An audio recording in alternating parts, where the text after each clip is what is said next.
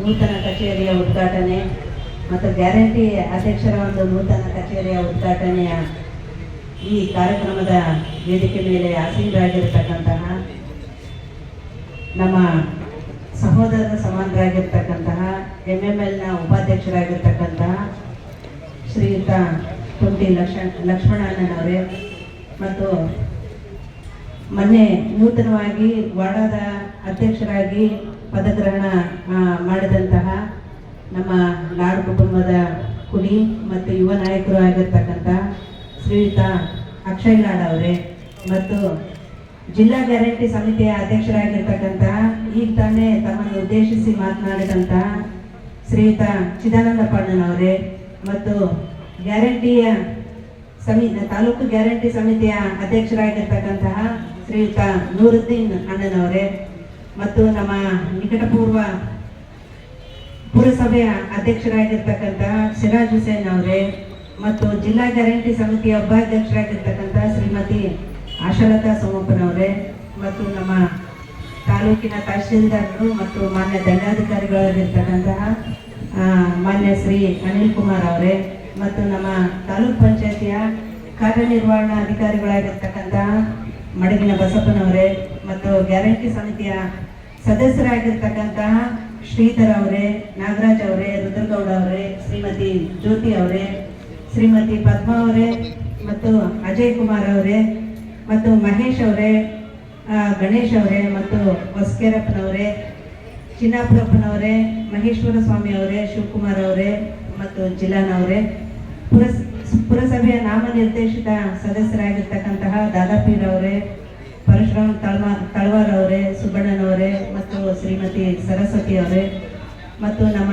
ಯಾವತ್ತೂ ನಮಗೆ ಮಾರ್ಗದರ್ಶಕರಾಗಿ ನಮಗೆ ಹಿತೈಷಿಗಳಾಗಿರ್ತಕ್ಕಂತಹ ನಮ್ಮ ಪಕ್ಷದ ಮುಖಂಡರಾಗಿರ್ತಕ್ಕಂತಹ ಛತ್ರಕಿ ಸತೀಶಣ್ಣನವರೇ ಮತ್ತು ಜಯರಾಮಣ್ಣನವರೇ ಮತ್ತು ವಾಡಾದ ಸದಸ್ಯರಾಗಿರ್ತಕ್ಕಂತಹ ಶ್ರೀಕಾಂತ್ ಅವರೇ ಮತ್ತು ನಮ್ಮ ಎಲ್ಲ ಪಕ್ಷದ ಪದಾಧಿಕಾರಿಗಳು ಮತ್ತು ಮುಖಂಡರು, ವೇದಿಕೆ ಮೇಲೆ ಆಸೀನರಾಗಿರ್ತಕ್ಕಂಥ ಎಲ್ಲ ಗಣ್ಯಮಾನ್ಯರು ಮತ್ತು ವೇದಿಕೆ ಮುಂಭಾಗದಲ್ಲಿ ಆಸೀನರಾಗಿರ್ತಕ್ಕಂಥ ನನ್ನೆಲ್ಲ ಸಹೋದರಿ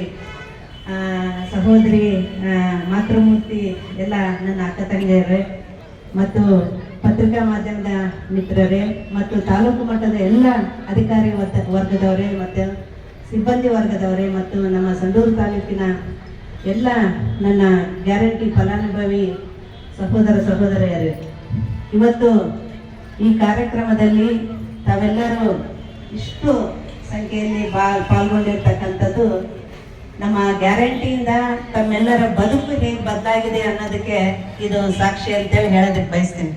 ಯಾಕಂದ್ರೆ ನಮ್ಮ ಪಕ್ಷ ಅಧಿಕಾರಕ್ಕೆ ಬಂದ 24 ಗಂಟೆಗಳಲ್ಲಿ ನಮ್ಮ ಮಾನ್ಯ ಮುಖ್ಯಮಂತ್ರಿಗಳಾದ ಸಿದ್ದರಾಮಯ್ಯನವರು ಮತ್ತು ನಮ್ಮ ಪಕ್ಷದ ಅಧ್ಯಕ್ಷರಾಗಿರ್ತಕ್ಕಂಥ DK ಶಿವಕುಮಾರ್ ಅವರು ಮತ್ತು ನಮ್ಮ ಎಲ್ಲ ಪಕ್ಷದ ಹಿರಿಯ ಮುಖಂಡರು ಕೂಡ ಅಧಿಕಾರ ತಗೊಂಡ 24 ಗಂಟೆ ಒಳಗೆ ನಾವು ಚುನಾವಣಾ ಪೂರ್ವದಲ್ಲಿ ಏನು ಭರವಸೆಗಳನ್ನು ಕೊಟ್ಟಿದ್ವಿ ನಮ್ಮ ಕರ್ನಾಟಕದ ಜನತೆಗೆ, ಅದನ್ನು ಈಡೇರಿಸ್ತಕ್ಕಂಥ ಪ್ರಾಮಾಣಿಕ ಪ್ರಯತ್ನವನ್ನು 24 ಗಂಟೆಯಲ್ಲಿ ಮಾಡಿರ್ತಕ್ಕಂಥ ಯಾವುದಾದ್ರೂ ಸರ್ಕಾರ ಇದ್ರೆ ಅದು ನಮ್ಮ ಸಿದ್ದರಾಮಯ್ಯನವರ ನೇತೃತ್ವದ ಕಾಂಗ್ರೆಸ್ ಸರ್ಕಾರ ಅಂತೇಳಿ ಹೇಳೋದಕ್ಕೆ ಬಯಸ್ತೀನಿ.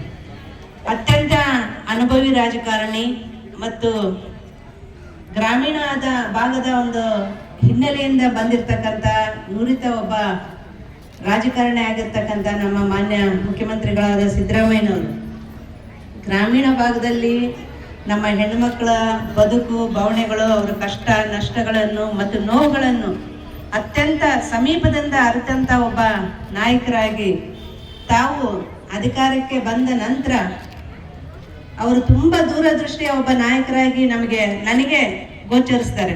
ಯಾಕಪ್ಪ ಅಂತಂದ್ರೆ ಈಗ ನಾವು ಏನೇ ಯೋಜನೆಗಳು ತಂದ್ರು ಕೂಡ, ನಾವು ಏನೇ ಅಭಿವೃದ್ಧಿ ಮಾಡಿದ್ರು ಕೂಡ, ಯಾಕೆ ನಮ್ಮ ಹೆಣ್ಮಕ್ಳು ಇನ್ನೂವರೆಗೂ ಕೂಡ ಸಮಾಜದ ಮುಖ್ಯವಾಹಿನಿಗೆ ಬರೋದಕ್ಕೆ ಅವರಿಗೆ ಆಗ್ತಾ ಇಲ್ಲ ಅಂತಕ್ಕಂಥ ಒಂದು ದೂರದೃಷ್ಟಿಯಿಂದ ಅವರು ತುಂಬಾ ಆಲೋಚನೆ ಮಾಡಿ, ತುಂಬಾ ಅಧ್ಯಯನ ಮಾಡಿ ಇದಕ್ಕೆ ಉತ್ತರ ಕಂಡುಕೊಳ್ಳುವಂತ ನಿಟ್ಟಿನಲ್ಲಿ ನಮಗೆ ಈ ಪಂಚ ಗ್ಯಾರಂಟಿಗಳನ್ನ ಇವತ್ತು ನಮಗೆ ಕೊಟ್ಟಿರ್ತಕ್ಕಂಥದ್ದು.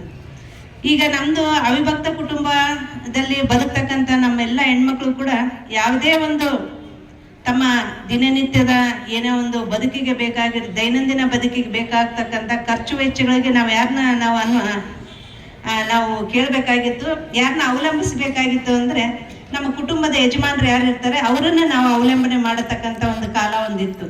ಯಾಕಂದರೆ ಹೆಣ್ಮಕ್ಳು ಯಾವುದೇ ತಮ್ಮ ಮನೆ ನಿತ್ಯದ ಏನಾದರೂ ಒಂದು ಪರಿಕರ ತಗೋಬೇಕು ಅಥವಾ ದಿನಸಿ ಸಾಮಾನು ತಗೋಬೇಕು, ತರಕಾರಿ ತಗೋಬೇಕು ಅಂತಂದ್ರೂ ಕೂಡ ತಮ್ಮ ಮನೆಯ ಯಜಮಾನನ್ನೇ ಅವಲಂಬನೆ ಮಾಡ್ತಕ್ಕಂಥ ಸಮಯದಲ್ಲಿ ಎಷ್ಟು ನಾವು ಅಭಿವೃದ್ಧಿ ಮಾಡಿದ್ರು ಕೂಡ ಹೆಣ್ಮಕ್ಳು ಯಾಕೆ ಹೊರಗಡೆ ಬಂದು ಅವರು ವ್ಯವಹಾರ ಜ್ಞಾನ ಯಾವಾಗ ಕಲಿಬೇಕು? ಅವರು ಈಗ 4 ಗೋಡೆ ಮಧ್ಯೆನೇ ಅವರ ಸಂಪೂರ್ಣ ಜೀವನ ಮುಗ್ದೋಗ್ಬಾರ್ದು.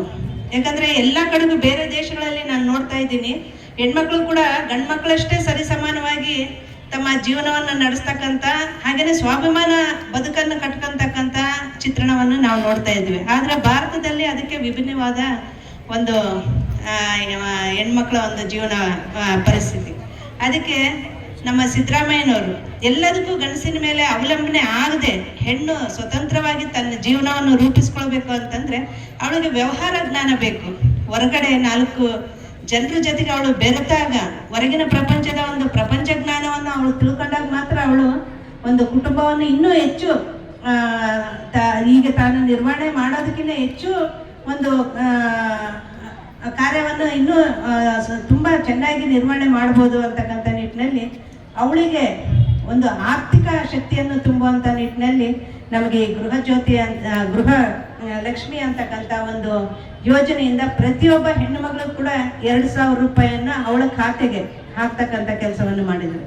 ಯಾವಾಗ ಅವಳ ಖಾತೆಗೆ 2,000 ರೂಪಾಯಿ ಬಿತ್ತು ಅಂದರೆ ಅವಳು ತಾನೇ ಹೋಗಿ ಬ್ಯಾಂಕಿಗೆ ಹೋಗಿ ತನ್ನ ವ್ಯವಹಾರವನ್ನು ಮಾಡ್ಕೊಂಡು ಬರ್ತಾಳೆ. ಹಾಗೆಯೇ ಬ್ಯಾಂಕಿನ ವ್ಯವಹಾರಗಳನ್ನು ಅವಳೆಲ್ಲ ಕಲಿತಾಳೆ. ಯಾವಾಗ ಒಬ್ಬ ಹೆಣ್ಣು ಮಗಳು ಬ್ಯಾಂಕಿನ ವ್ಯವಹಾರಗಳಲ್ಲಿ ಅವಳು ನುರಿತಾಳೆ, ಅವಳಿಗೆ ಗೊತ್ತಾಗುತ್ತೆ ಎಷ್ಟು ನಾವು ಸಾಲ ತಗೋಬೇಕು, ಅದಕ್ಕೆ ವಾಪಸ್ ಬಡ್ಡಿ ಎಷ್ಟು ಕಟ್ಟಬೇಕು, ಬ್ಯಾಂಕಿನ ವ್ಯವಹಾರ ಹೆಂಗೆ, ಆರ್ಥಿಕ ಒಂದು ಜಾಣ್ಮೆ ಅವಳಿಗೆ ಸಿಕ್ಬಿಟ್ರೆ ಸುಲಭವಾಗಿ ಅವಳು ತನ್ನ ಕುಟುಂಬವನ್ನು ನಿರ್ವಹಣೆ ಮಾಡ್ಬೋದು ಅಂತಕ್ಕಂಥ ದೂರದೃಷ್ಟಿಯಿಂದ ನಮಗೆ ಈ ಗೃಹಲಕ್ಷ್ಮಿ ಅಂತಕ್ಕಂಥ ಒಂದು ಯೋಜನೆಯನ್ನು ಮಾಡಿದ್ರು.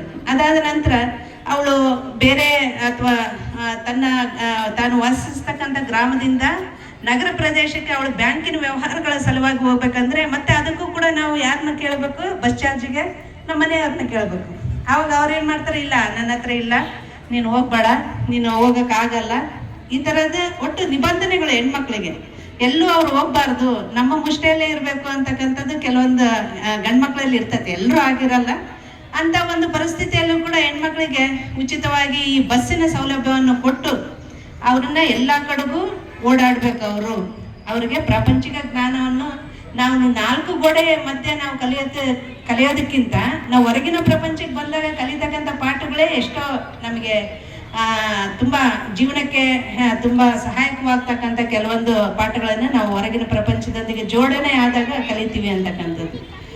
ಅದಾದ ನಂತರ ಅವಳು ಪ್ರತಿ ದಿನದಲ್ಲಿ ಕೂಡ ಅವಳು ತನ್ನ ಒಂದು ಸಾಂಸಾರಿಕ ಒಂದು ಒತ್ತಡಗಳಲ್ಲಿ ಬದುಕಬೇಕಾದದ್ದು. ಆಮೇಲೆ ಅದಕ್ಕೆ ಬೇಕಾದಂಥ ಈ ಏನು ಹೊಂದಾಣಿಕೆ ಮಾಡ್ತಕ್ಕಂಥದ್ದು, ಆರ್ಥಿಕ ವ್ಯವಸ್ಥೆಯಲ್ಲಿ ಒಂದು ಹೊಂದಾಣಿಕೆ ಮಾಡ್ತಕ್ಕಂಥದ್ದು, ಕುಟುಂಬ ನಿರ್ವಹಣೆಗೆ ಅವಳು ಹಣವನ್ನು ಜೋಡಿಸ್ತಕ್ಕಂಥ ಒಂದು ಪರಿಸ್ಥಿತಿಯಲ್ಲಿ, ಒತ್ತಡದ ಪರಿಸ್ಥಿತಿಯಲ್ಲಿ ಈಗ ಮನೆ ಯಜಮಾನ ಎಲ್ಲ ತಂದುಕೊಟ್ರೆ ಅದು ಬೇರೆ ಮಾತು. ಆದರೆ ಎಲ್ಲದೂ ಕೂಡ ಒಬ್ಬ ಮಹಿಳೆನೇ ಮನೆಯಲ್ಲಿ ನಿರ್ವಹಣೆ ಮಾಡ್ಬೇಕಂದ್ರೆ ಸಾಕಷ್ಟು ಹೆಣ್ಮಕ್ಳಿಗೆ ತುಂಬ ಕಷ್ಟ ಆಗ್ತಾ ಇತ್ತು. ಅದಕ್ಕೆ ಮತ್ತೆ ಈ ಕರೆಂಟ್ ಬಿಲ್ಲನ್ನು ಕೂಡ ಉಳಿತಾಯ ಮಾಡ್ತಕ್ಕಂಥ ಒಂದು ಯೋಜನೆಯನ್ನು ಕೂಡ ಹೆಣ್ಮಕ್ಳಿಗೆ ಅವರ ಜೀವನಕ್ಕೆ ಒಂದು ಸುಭದ್ರತೆಯನ್ನು ಒದಗಿಸ್ತಕ್ಕಂಥ ನಿಟ್ಟಿನಲ್ಲಿ ಈ ಯೋಜನೆಗಳನ್ನು ಕೂಡ ತಂದು ಕೊಟ್ಟಿರ್ತಕ್ಕಂಥದ್ದು.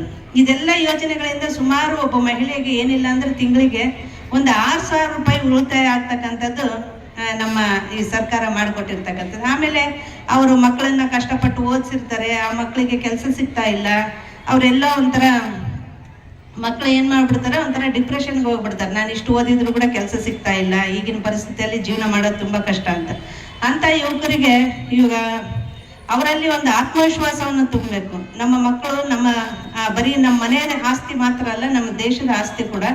ಅವರಿಗೆ ಯಾವುದೇ ರೀತಿಯಾಗಿ ಅವರು ಒಂಥರ ಡಿಪ್ರೆಷನ್ಗೆ ಹಾಗೆ ಅವ್ರ ಕನಸುಗಳನ್ನ ಅವರು ಕೊಂದುಕೊಂಡು ಬದುಕಬಾರ್ದು.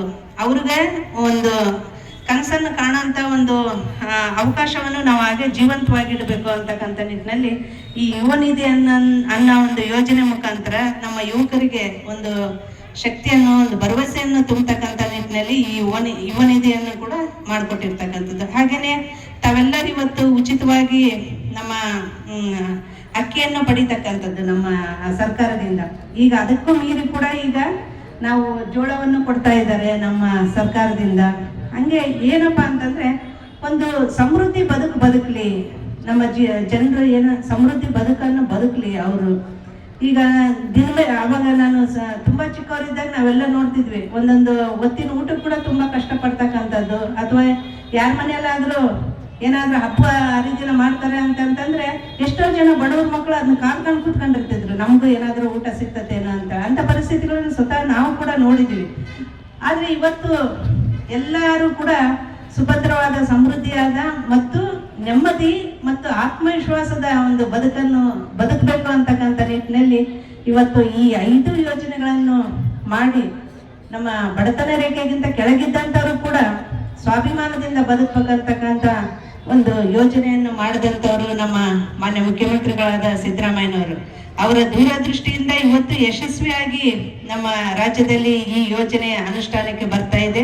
ಹಾಗೇನೆ ಪ್ರಾರಂಭದಲ್ಲಿ ಸಾಕಷ್ಟು ಟೀಕೆಗಳು ಕೂಡ ಈ ಯೋಜನೆಗಳ ಬಗ್ಗೆ ಕೇಳಿ ಬಂದು ಎಲ್ಲ ಹೆಣ್ಮಕ್ಳು ಕೂಡ ನಮಗೆ ಮೊದಲೇ ಸಲ ಈ ಶಕ್ತಿ ಯೋಜನೆಯಿಂದ ಅವರು ಒಂದು ಕುಟುಂಬದ ಒಂದು ಹಿನ್ನೆಲೆಯಲ್ಲಿ 4 ಗೋಡೆ ಮಧ್ಯೆ ಇದ್ದಂಥವ್ರಿಗೆ ಒಂದು ಸುವರ್ಣ ಅವಕಾಶ ಸಿಕ್ಬಿಡ್ತು. ಎಲ್ಲ ಹೆಣ್ಮಕ್ಳು ಎಲ್ಲರೂ ಹೋಗಿ ದೇವಸ್ಥಾನಗಳಿಗೆ ಭೇಟಿ ಕೊಟ್ಟು ಬಂದ್ರು, ತಮ್ಮ ಬಂಧು ಬಳಗದವ್ರನ್ನ ಭೇಟಿಯಾಗಿ ಬಂದ್ರು. ಆಮೇಲೆ ಈ ಒಂದು ಯೋಜನೆಯಿಂದ ಏನಾಯ್ತಂದ್ರೆ ನಮ್ಮ ಅಣ್ಣವ್ರು ಹೇಳಿದಂತೆ ನಮ್ಮ ಸಂಬಂಧಗಳಲ್ಲಿ ವೃದ್ಧಿ ಆಯ್ತು. ಸುಮಾರು ಅವಾಗ ಏನ್ ಮಾಡ್ತಿದ್ರು, ಬಸ್ ಚಾರ್ಜ್ ಇಲ್ಲ ಬಿಡಪ್ಪ, ಯಾರಾದ್ರೂ ಒಂದು ಹಬ್ಬಕ್ಕೆ ಜಾತ್ರೆಗೆ ಕರೀತಂದ್ರೆ ಬಸ್ ಚಾರ್ಜ್ ಆಗಲ್ಲ, ಮಕ್ಕಳನ್ನೆಲ್ಲ ಕರ್ಕೊಂಡು ಹೋಗ್ಬೇಕು, ಬಸ್ ಚಾರ್ಜಿಗೆ ಹೊಂದಾಣಿಕೆ ಮಾಡೋಕ್ಕಾಗಲ್ಲ, ಬೇಡ ಬಿಡ, ಯಾವ ಜಾತ್ರೆಗೆ ಹೋಗೋದು ಬೇಡ, ಏನ್ ಮಾಡೋದು. ಆದ್ರೆ ಇವತ್ತು ಎಲ್ಲಾ ಕಡೆಗೂ ಕೂಡ ಉಚಿತವಾದ ಒಂದು ಬಸ್ಗಳನ್ನು ಬಿಟ್ಟಿರೋದ್ರಿಂದ ತಾವೆಲ್ಲರೂ ಗಮನಿಸಿರ್ಬೋದು, ಇಡೀ ನಮ್ಮ ತಾಲೂಕಿನಲ್ಲಿ ಜಾತ್ರೆಗಳು ಹೆಂಗ್ ವಿಜೃಂಭಣೆಯಿಂದ ನಡೀತಾ ಇದ್ದಾವೆ ಅಂತೇಳಿ. ಅದಕ್ಕೆ ಕಾರಣಕರ್ತರಾದವರು ನಮ್ಮ ಮಾನ್ಯ ಮುಖ್ಯಮಂತ್ರಿಗಳಾದ ಸಿದ್ದರಾಮಯ್ಯನವರು. ಇವತ್ತು ಹೆಣ್ಮಕ್ಳು ಎಲ್ಲ ಕಡೆಗೂ, ನಾನೇ ಇನ್ನೂ ಸ್ವಲ್ಪ ದಡ್ಡೆ ಅಂತ ಅನ್ಸುತ್ತೆ, ಸ್ವಲ್ಪ ವ್ಯವಹಾರ ಜ್ಞಾನ ಕಡಿಮೆ ಅಂತ ಅನ್ಸುತ್ತೆ ಬ್ಯಾಂಕಿನ ವ್ಯವಹಾರಗಳಲ್ಲಿ. ಇವತ್ತು ನೀವು ಯಾರಾದ್ರೂ NRLM ನಮ್ಮ ಅಕ್ಕ ತಂಗಿಯನ್ನ ಕೇಳ್ರಿ, ಟಕ ಹೇಳ್ತಾರೆ ಯಾವ ಬ್ಯಾಂಕ್ನಾಗ ಎಷ್ಟು ಬಡ್ಡಿ ಕೊಡ್ತಾರೆ, ಯಾವ ಬ್ಯಾಂಕ್ನಾಗ ಸ್ಕೀಮ್ಗಳು ಸಿಗ್ತವೆ, ಆಮೇಲೆ ಎಲ್ಲಿ ನಾವು ದುಡ್ಡಿಟ್ರೆ ಸೇಫ್ ಆಗಿರ್ತದೆ ಅಂತೇಳಿ. ಎಲ್ಲ ಹೆಣ್ಮಕ್ಳು ಅಷ್ಟು ಒಂಥರ ವ್ಯವಹಾರ ಜ್ಞಾನವನ್ನು ಕಲ್ತಿದ್ದಾರೆ. ಈಗ ತಾನೇ ನಿಮ್ನೆಲ್ಲ ಉದ್ದೇಶಿಸಿ ಮಾತನಾಡಿದಂತೆ ಎಲ್ಲ ಮೂರು ಎಷ್ಟು ಚೆನ್ನಾಗಿ ಮಾತಾಡಿದ್ರು.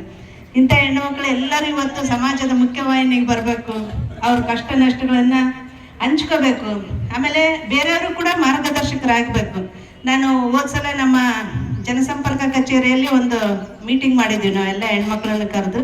ಎಷ್ಟು ಚೆನ್ನಾಗಿ ಮಾತಾಡ್ತಾರೆ ಹೆಣ್ಮಕ್ಳು, ತಮ್ಮ ಮನಸ್ಸಿನ ಭಾವನೆಗಳನ್ನು ಇವತ್ತು ಧೈರ್ಯವಾಗಿ ವೇದಿಕೆ ಮುಂದೆ ಹಂಚ್ಕೊಳ್ತಾರೆ. ಇಂಥ ಒಂದು ಸಮಾಜದ ಒಂದು ಬದಲಾವಣೆಯನ್ನ ನಾನು ತುಂಬಾ ಖುಷಿ ಪಡ್ತೀನಿ ನಾನು ಆ ಥರದ್ದು ನೋಡಿ. ಎಲ್ಲ ಹೆಣ್ಮಕ್ಳು ಕೂಡ ಈ ಧೈರ್ಯ ಬರಲಿ, ಎಲ್ಲರೂ ಕೂಡ ಪ್ರಶ್ನೆ ಮಾಡ್ತಕ್ಕಂಥ ಒಂದು ಹಕ್ಕನ್ನು ಪಡೀಲಿ, ಎಲ್ಲರೂ ಪ್ರಶ್ನೆ ಮಾಡ್ತಕ್ಕಂಥದ್ದು ಕಲೀಲಿ.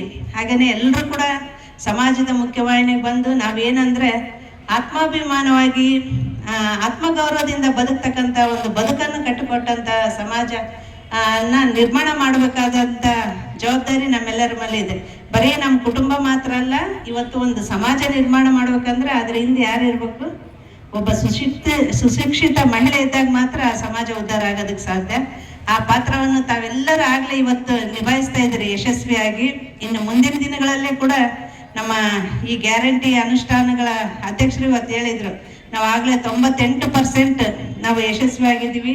ಇನ್ನ ನನ್ನ ಎಲ್ಲ ಅಧ್ಯಕ್ಷರು ಮತ್ತು ಎಲ್ಲ ಮಾನ್ಯ ಸದಸ್ಯರು ಇವತ್ತು ಪದಗ್ರಹಣ ಮಾಡ್ತಾ ಇದ್ದಾರೆ. ಅವರೆಲ್ಲರೂ ಕೂಡ ಶ್ರಮ ವಹಿಸಿ ಪ್ರತಿಯೊಂದು ಹಳ್ಳಿಗಳಲ್ಲಿ ಕೂಡ ನಮ್ಮ ಯಾರು ಇನ್ನೂ ವಂಚಿತರಾಗಿದ್ದಾರೆ ಈ ಯೋಜನೆಗಳಿಂದ ಅವರಿಗೆ ಎಲ್ಲರಿಗೂ ಈ ಅನುಕೂಲವನ್ನು ಕಲ್ಪಿಸಿ ನಮ್ಮ ಸಂಡೂರು ತಾಲೂಕು ಇಡೀ ರಾಜ್ಯದಲ್ಲೇ ಮೊದಲನೇ ಸ್ಥಾನದಲ್ಲಿ ನಾವು ಈ ಪಂಚ ಗ್ಯಾರಂಟಿಗಳ ಯೋಜನೆಯನ್ನು ಅನುಷ್ಠಾನಕ್ಕೆ ತರೋದ್ರಲ್ಲಿ ತಾವೆಲ್ಲರೂ ಶ್ರಮಿಸಬೇಕು ಅಂತೇಳಿ ಹೇಳೋದಕ್ಕೆ ಬಯಸ್ತೀನಿ. ಅವ್ರಿಗೂ ಕೂಡ ನಾನು ಶುಭವನ್ನು ಹಾರೈಸ್ತೀನಿ. ಹಾಗೆಯೇ ನನ್ನ ಎಲ್ಲ ಅಕ್ಕ ತಂಗಿಯರು ಇವತ್ತು ಈ ಕಾರ್ಯಕ್ರಮದಲ್ಲಿ ಭಾಗವಹಿಸಿ ಈ ಕಾರ್ಯಕ್ರಮದ ಒಂದು ಅಭೂತಪೂರ್ವವಾದ ಯಶಸ್ಸಿಗೆ ತಾವೆಲ್ಲರೂ ಕಾರಣಕರ್ತರಾಗಿದ್ರಿ. ತಮಗೂ ಕೂಡ ನಾನೆಲ್ಲರಿಗೂ ಅಭಿನಂದನೆಗಳನ್ನು ಸಲ್ಲಿಸ್ತೀನಿ. ಹಾಗೆಯೇ ನಮ್ಮ ಹಿರಿಯ ನಾಯಕರು, ನಮ್ಮ ಮಾರ್ಗದರ್ಶಕರು, ನಮ್ಮ ರಾಜಕೀಯ ಗುರುಗಳಾಗಿರ್ತಕ್ಕಂಥ ಸಂತೋಷ್ ಲಾಡ್ ಅವರು ಯಾವಾಗಲೂ ಕೂಡ ನಮ್ಮ ಎಲ್ಲ ಹೆಣ್ಮಕ್ಳ ಬಗ್ಗೆ, ನಮ್ಮ ಸಂಡೂರು ತಾಲೂಕು ಅಂದರೆ ವಿಶೇಷವಾದ ಪ್ರೀತಿ ಅವರಿಗೆ. ಇಲ್ಲಿನ ಅಭಿವೃದ್ಧಿ ಕೆಲಸಗಳ ಬಗ್ಗೆ ನಮಗೆ ಸಲಹೆ ಮತ್ತು ಮಾರ್ಗದರ್ಶನವನ್ನು ಕೊಡ್ತಾ ಇದ್ದಾರೆ. ಇವತ್ತು ನಾವು ಗೋರ್ಪಡೆಯವರ ಒಂದು ಕನಸು ಏನಿತ್ತು, ಒಂದು ಜಾತ್ಯತೀತವಾದಂಥ ಒಂದು ಆಡಳಿತ ಮಾಡಬೇಕು, ಜಾತ್ಯತೀತವಾದಂಥ ಒಂದು ಸಮಾಜವನ್ನು ಇಲ್ಲಿ ಕಟ್ಟಬೇಕು, ಎಲ್ಲರೂ ಪರಸ್ಪರ ಗೌರವವಾಗಿ ಬದುಕಬೇಕು ಅಂತಕ್ಕಂಥ ಒಂದು ಗೋರ್ಪಡೆಯವರ ಕನಸು ಏನಿತ್ತು ಅದನ್ನ ಮುಂದುವರಿಸಿದಂಥ ನಮ್ಮ ಮಾನ್ಯ ಕಾರ್ಮಿಕ ಸಚಿವರಾದ ಸಂತೋಷ್ ಲಾಡ್ ಅವರು, ಅವರಾದ ನಂತರ ನಮ್ಮ ಮಾನ್ಯ ಸಂಸದರಾಗಿರ್ತಕ್ಕಂಥ ತುಕಾರಾಮ್ ಅವರು, ಅವರಿಬ್ಬರ ಒಂದು ಮಾರ್ಗದರ್ಶನದಲ್ಲಿ ಕೂಡ ನಾನು ಕೂಡ ಅದೇ ಒಂದು ಹಾದಿಯಲ್ಲಿ ನಡೆಯುವಂತಳಾಗಿದ್ದೇನೆ. ತಮ್ಮೆಲ್ಲರ ಸಹಕಾರದೊಂದಿಗೆ, ತಮ್ಮೆಲ್ಲರ ಪ್ರೀತಿ ಮತ್ತು ವಿಶ್ವಾಸಗಳೊಂದಿಗೆ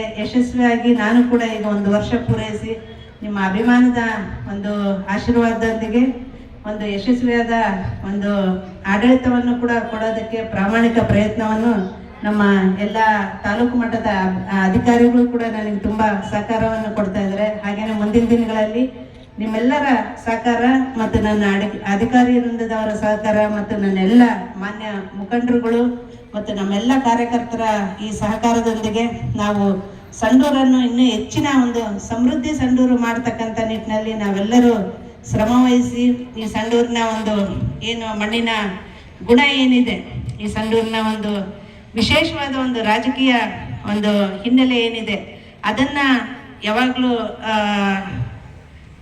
ಗೌರವಿಸ್ತಕ್ಕಂಥ ಕೆಲಸವನ್ನು ಮತ್ತು ಅದನ್ನು ಜೀವಂತವಾಗಿಡ್ತಕ್ಕಂಥ ಒಂದು ಪ್ರಾಮಾಣಿಕವಾದ ಒಂದು ಪ್ರಯತ್ನವನ್ನು ಎಲ್ಲರೂ ಸೇರಿ ಮಾಡೋಣ. ಮುಂದಿನ ದಿನಗಳಲ್ಲಿ ನಿಮ್ಮ ಎಲ್ಲರ ಸಲಹೆ ಮತ್ತು ಸಹಕಾರದೊಂದಿಗೆ ಉತ್ತಮವಾದ ಆಡಳಿತ ಕೊಡ್ತಕ್ಕಂಥ, ಇನ್ನೂ ಹೆಚ್ಚಿನ ಅಭಿವೃದ್ಧಿ ಪರವಾದಂಥ ಆಡಳಿತ ಕೊಡೋದಕ್ಕೆ ಪ್ರಾಮಾಣಿಕವಾದ ಪ್ರಯತ್ನ ಮಾಡ್ತೀನಿ ಅಂತ ಹೇಳ್ತಾ ಎಲ್ಲರಿಗೂ ಶುಭವನ್ನು ಹಾರೈಸ್ತಾ ನನ್ನ 2 ಮಾತುಗಳಿಗೆ ವಿರಾಮ ಕೊಡ್ತೀನಿ. ನಮಸ್ಕಾರ.